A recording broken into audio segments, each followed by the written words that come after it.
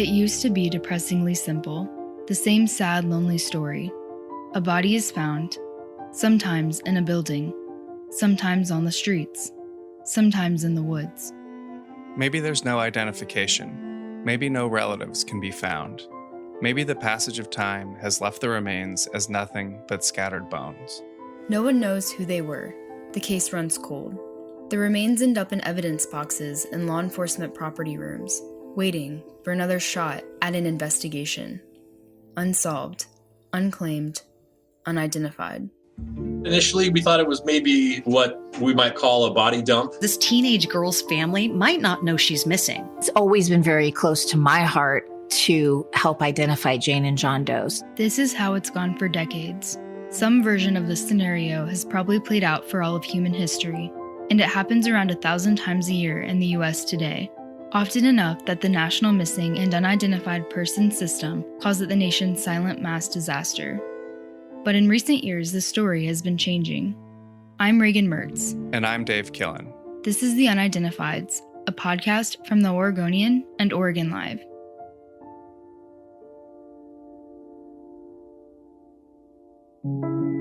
You've probably heard about the Golden State Killer. His arrest was a huge story in 2018 and was probably the first time a lot of people heard the term genetic genealogy. Criminals being caught through the use of DNA was nothing new, but this particular technique was. Instead of comparing crime scene DNA to an existing suspect, investigators cross-referenced it with genetic information other people had made public through websites like Ancestry.com and 23andMe.com. This allowed investigators to narrow their search to a particular family tree, and from there, to use process of elimination to arrive at a man named Joseph James DeAngelo Jr. as a likely candidate. They staked out DeAngelo's house and recovered DNA from his garbage. It matched the crime scene DNA exactly. The Golden State Killer had been found. None of the remains of the Golden State Killer's victims had been unidentified, but the process used to apprehend him was a watershed moment for the identification of unidentified remains. With numerous consumer genealogical database companies building an ever-increasing library of DNA data as people research their family histories, it's now possible to track people down without any initial clues to their identity. It doesn't always work. It's expensive and time-consuming, and there are some ethical and privacy concerns. But this is undeniably a revolutionary time in the field of forensic anthropology. Cases that long seemed hopeless now seem solvable. Searches for long-lost loved ones can be completed, and people who've existed for decades only as lonely, nameless phantoms can, if nothing else, get their identities back.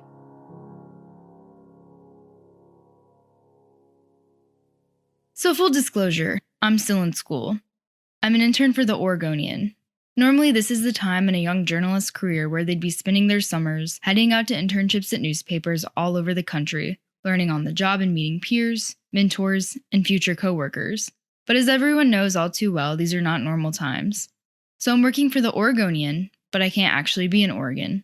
I'm stuck here in Missouri, working the phones and taking meetings over Zoom calls, like so many others during the pandemic. I do feel a strong connection to the subject matter, though. The idea of losing not just one's life, but also one's very identity strikes me as incredibly tragic.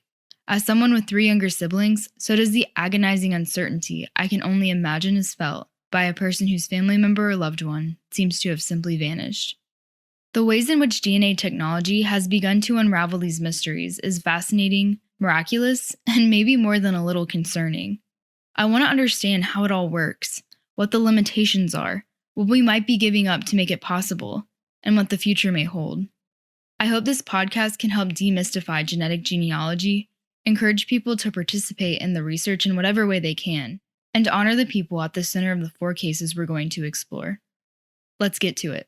On August 19, 1971, a man named Ellery Sweat and his son Tim were on a camping trip in southern Oregon. As they wound their way along the Redwood Highway, not far north of the California border, they pulled over near mile marker 35 to rest for the night in the camper they were towing behind their Toyota.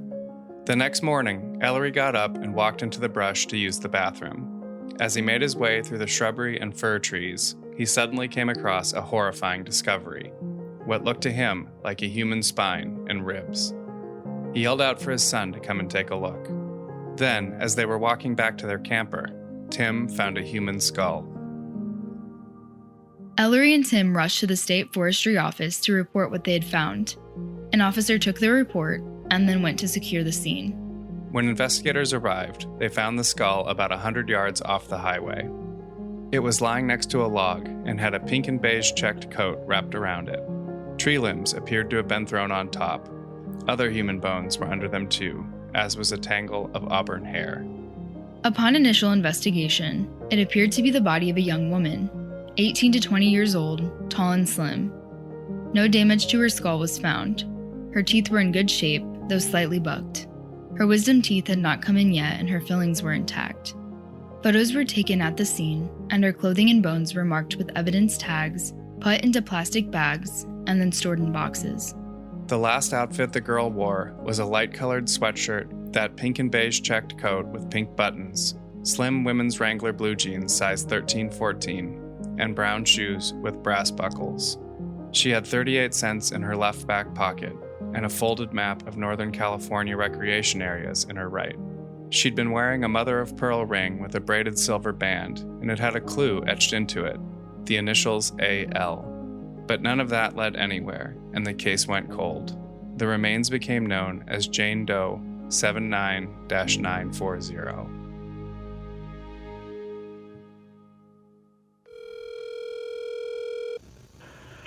Hello. Hey, Reagan. Hey, how's the drive going? Good. I'm a little further away than I predicted. Just past mile marker 20. I'm in, I don't know what the name of this town is, but there's a little tiny town. So I pulled over to set up the audio gear. That's Dave Killen, a photographer at the Oregonian. He's going to be my eyes and ears on the ground for this project. Since I can't be there in person, I wanted to better understand the precise area where these remains were found. The density of the woods, the remoteness of the location, what might have been the last thing this person saw. Right now, Dave's in his car, having driven almost the entire length of the state of Oregon from north to south to visit the place where Ellery Sweat and his son stumbled across human remains more than 50 years ago. Where are you going right now? Right now I'm on what's called the Redwood Highway, which is goes basically from Grants Pass, Oregon, down to California. The number of it is Highway 199. And so you've pretty much driven from the tip top of Oregon all the way down to the bottom? Yeah, that's right. From Portland, which is where I live and work, down to this area is about a 4.5 to 5 hour drive. I'm approaching now this first site that I'll be going to, if I remember correctly, near mile marker 35. That's basically what we know, right? Yes. So I'm going to pull over just north of the mile marker, where there's a little sort of cutout in the road where it's safe to park. So I'm parking now.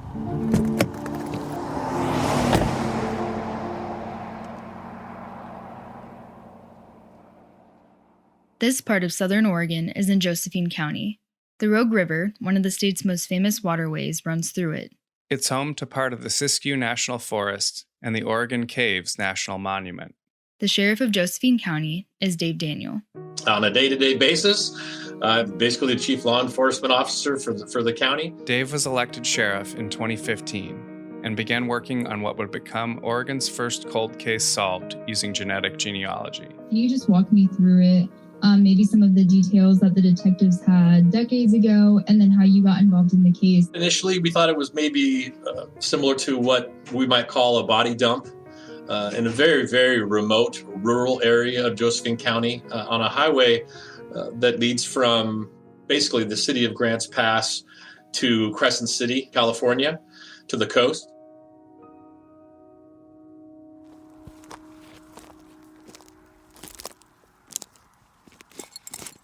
There's a plastic tarp right off to the side of the road. Looks like it's been here a while. Definitely sort of ominous looking, but there doesn't appear to be anything inside it.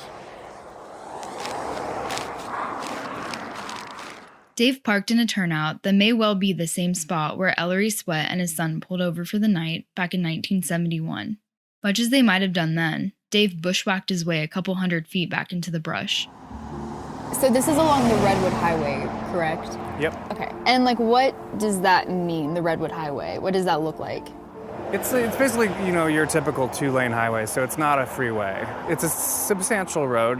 There's quite a bit of traffic on it, but it's 2 lanes, and at times, there's a passing lane. And where are you now? Like, are you still walking around, or are you just kind of staying in one place? I've been sort of walking a little bit deeper into the trees. Most of the brush is like about my height, I would say. Like, I'm about 6 feet tall, and that's about as tall as it gets. So I'm sure doing a good job of hiding me from the road. And can you still see like very much of the sky from where you are? Like, how dense are the trees when you're actually in there? Not terribly dense. This is not the kind of forested area where you're in shade all the time. Like, I'm in the sun right now. But I think crucially, in this case, it is enough to conceal a body because, if someone's body was lying on the forest floor here, there's no obvious way to see it. And in fact, there could be a body within 20 feet of me, and I wouldn't see it just because of the density of the underbrush. And interestingly, I have just discovered some bones myself, although they are not human. There's a little jawbone here with some teeth next to a rusty tin can. And I'm probably 90 feet off the road, not far at all.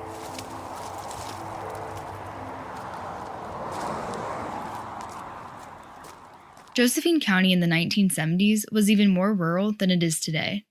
Violent crime was out of the ordinary.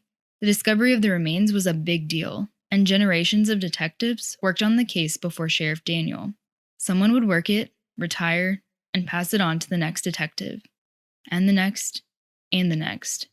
This phenomenon is nothing new to Dr. Nikki Vance, Oregon State's forensic anthropologist. When we see things like that happening year after year, we realize that probably this teenage girl's family might not know she's missing. So they may have not reported her as missing, and they may not have facilitated any kind of an effort to instigate giving their DNA to the database to be uploaded.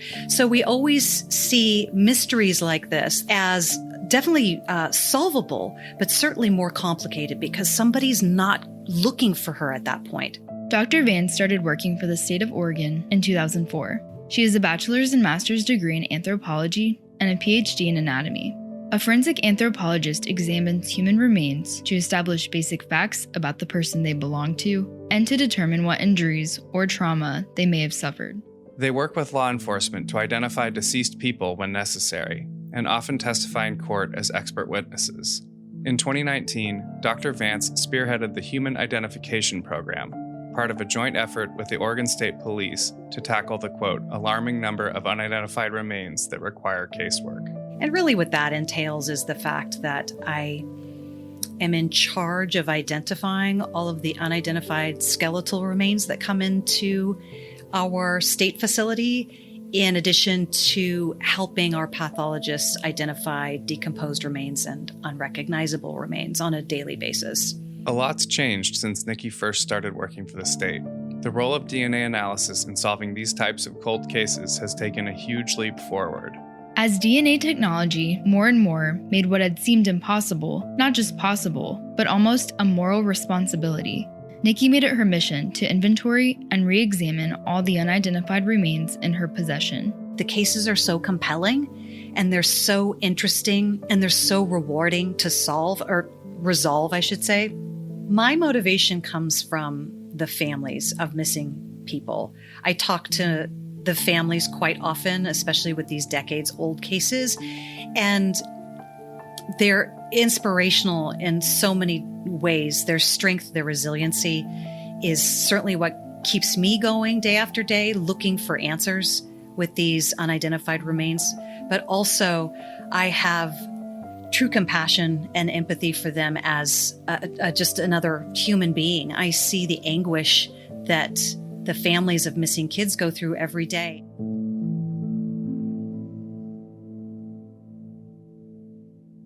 In 2004, the same year Nikki started with the state, forensic artist Joyce Nagy was brought in.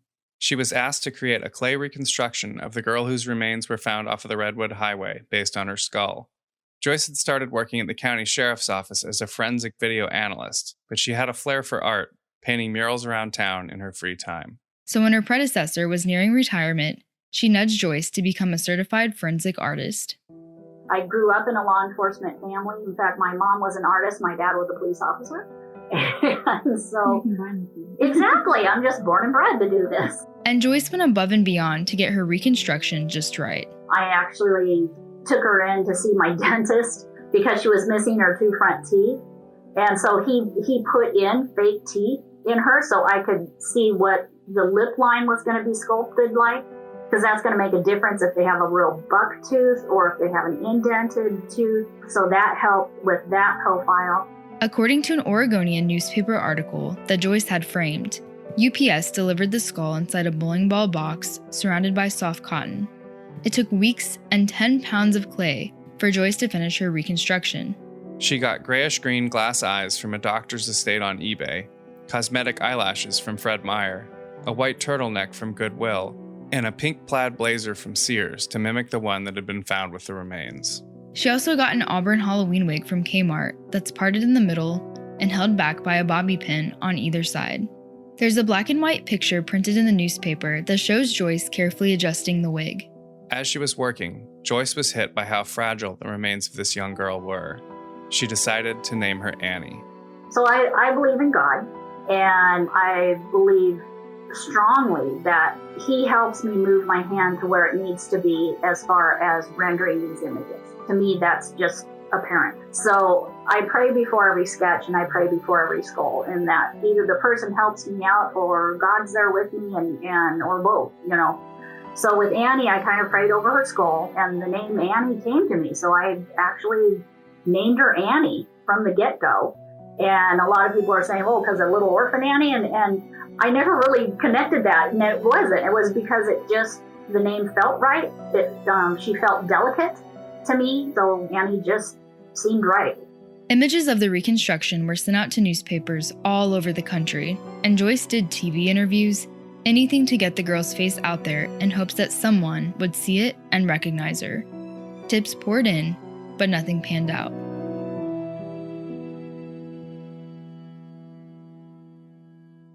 In 2004, Ken Seelig was a detective sergeant in Josephine County. He'd been on the force for 24 years when he inherited Annie's case. I was asked to identify the person and, identify relatives.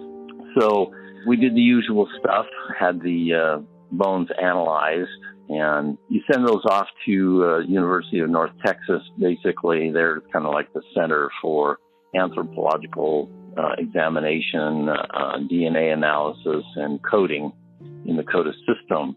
And then they get entered into a national database of missing, remains, unidentified remains.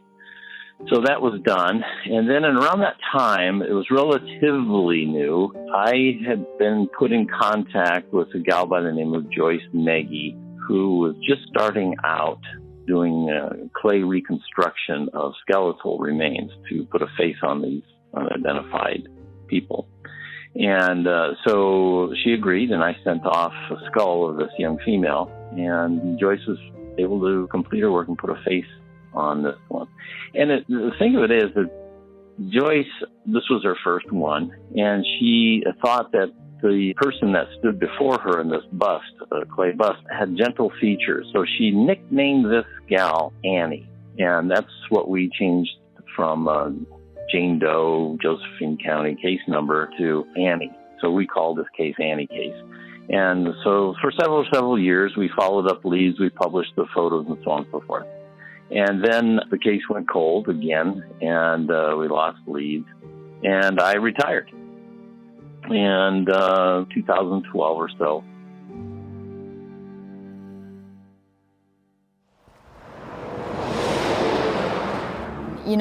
Actually, the father and son that found her, I don't think we're that far into the woods either. I mean, like you said, you're about 90 feet in. I don't even think they were that far in when they did come across her.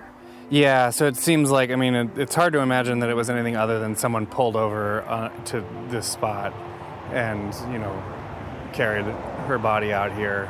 So she was there for a while. People probably did stop often and just never found her. Yeah, it's in so close, but so far, It seems kind of crazy that, there could be a body very close to such a high traffic area for such a long time without being discovered. But once you get out here and kind of see what makes up like the scene here, it's not that hard to understand because you can you disappear pretty quickly. I've continued in a little bit. I'm seeing, as I have moved now, probably 150 feet in, progressively less evidence of people, less junk. It's kind of something that I thought about is like she was left in there, and people just do go ahead and leave like cans or bottles or whatever in there, and it's just sort of unfair. Yeah, literally thrown away like garbage. Mm-hmm. I think that's what people are doing here. They're pulling over, and some of them are dumping garbage out of their cars. And, in at least one case, for someone that meant taking a body out here.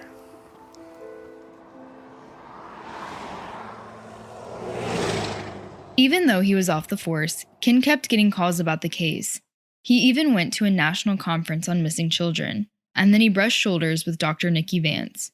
In 2016, Nikki's lab was able to analyze the remains and learn more about where the person may have come from. They analyzed isotopes, minerals that can be extracted and analyzed from hair, teeth, and bones. They were starting to learn more about Annie. It tells us what minerals your body ingested during your lifetime and over a period of time. And her analysis indicated that Annie was from the Northeast and that she had migrated across the top of the United States near the Canadian border all the way over, and her analysis begins to fade in the Pacific Northwest. But it puts her in this area, basically. But the most strong indicator is that she was from the Northeast. And so we concentrated our efforts through the National Center, and they were able to come up with a lead, and it was a very promising lead. That promising lead turned out to be a dead end. A family saw Joyce's reconstruction and thought it looked like their missing daughter, but their DNA was compared against Annie's remains and proved it wasn't her. But meanwhile, an idea that would turn out to be a catalyst in sparking the first genetic genealogy breakthrough in Oregon history was forming in Ken's own home, with his wife Terry's interest in tracking her family tree. She wanted me to give a sample to genealogy.com, and so I did.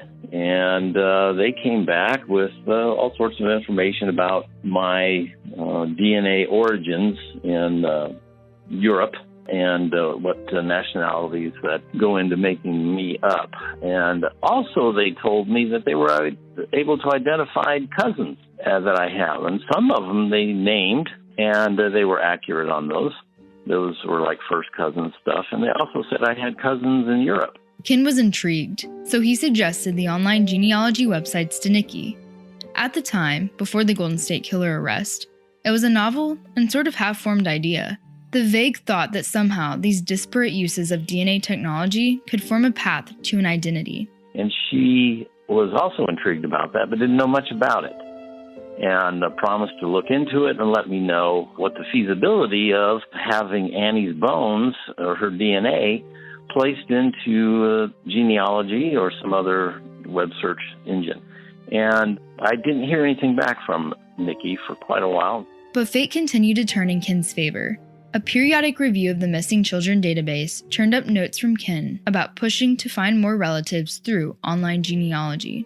The center contacted the DNA Doe Project.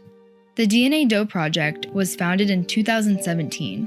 It's a nonprofit organization that uses volunteers to solve Jane and John Doe cases through genetic genealogy.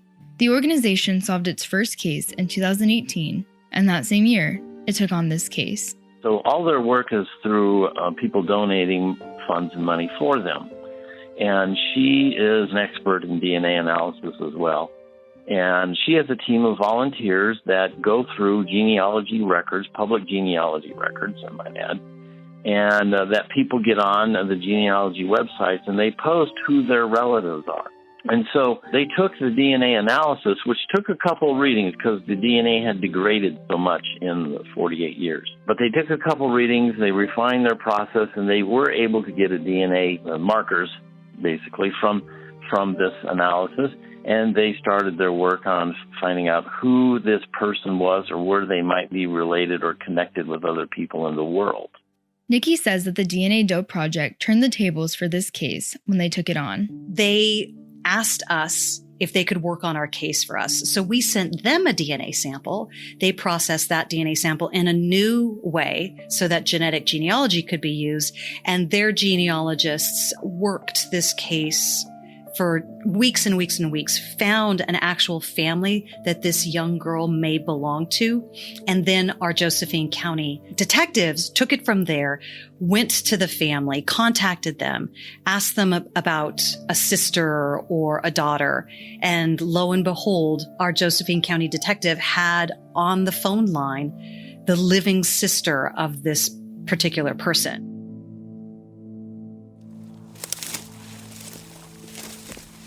To somebody, she was no more than garbage. Like, that's how they saw her and that's how they treated her. Now, 40 years later or whatever, the opposite end of the spectrum, a lot of effort has gone into bringing her humanity back to the degree that that's possible.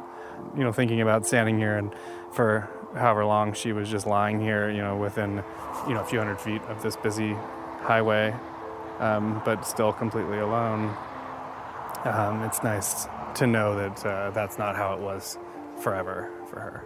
I hope that lands for people for this podcast. We can still feel for these 4 people that the podcast is about, and we can still respect them and have empathy for them, even though maybe others didn't. Yeah, I guess that's one sort of driving force behind this is, you can't bring people back. You often can't hope to have any sort of justice served, but you can try to counteract the callousness and inhumanity which with these people may or may not have been treated. And I think in this case, we can be reasonably certain that is what happened. So I guess what you can hope to do is restore some of that humanity to this person and to their memory and their remaining family. Yeah.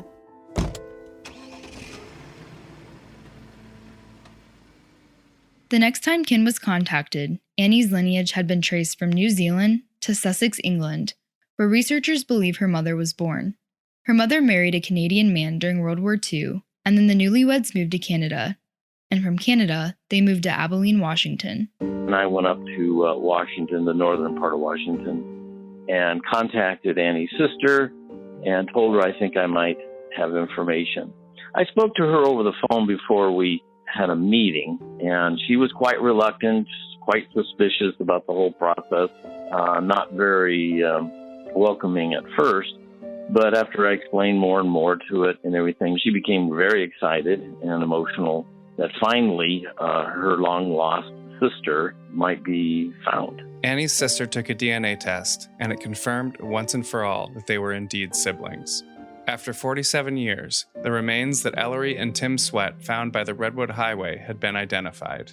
The initials AL engraved in the ring were finally explained. In a remarkable coincidence, the remains that Joyce Nagy had christened Annie belonged to a young woman named Anne Marie Lehman. It actually brought me to tears quite a few times where I would say, Annie is really Annie.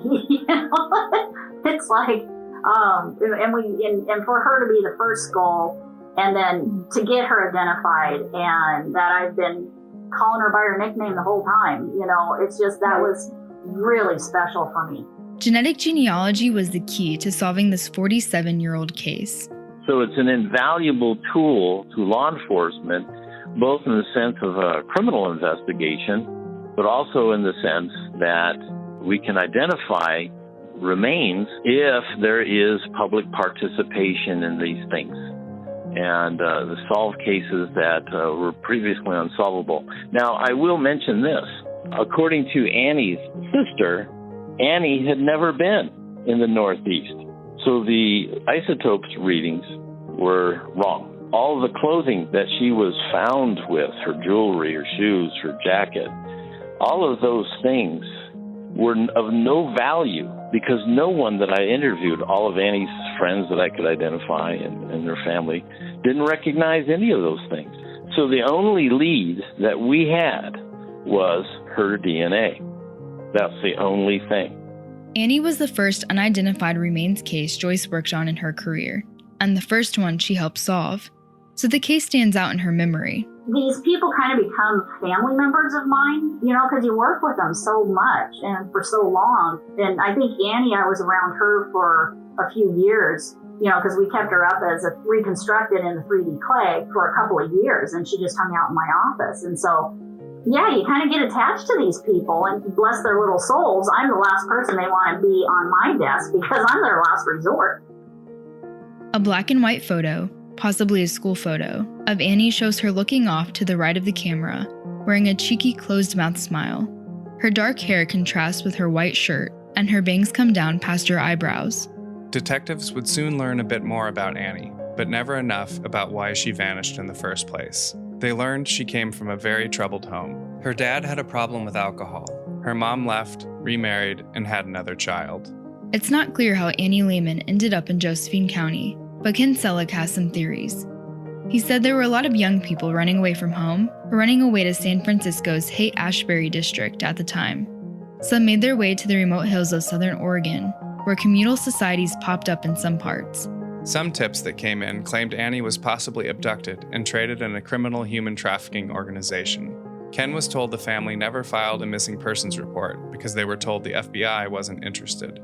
No missing person report, no search, no news bulletins on 24-hour news networks. She was gone. Even though Annie has been identified and returned to her family, her case remains open. Investigators believe someone knows what happened to Annie Lehman, why the 16-year-old girl ended up dumped along the side of a remote highway in southern Oregon.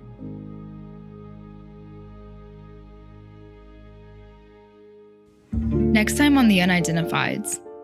Southern Oregon is again our focus when a tiny body is found in a remote reservoir in the mountains outside of Ashland.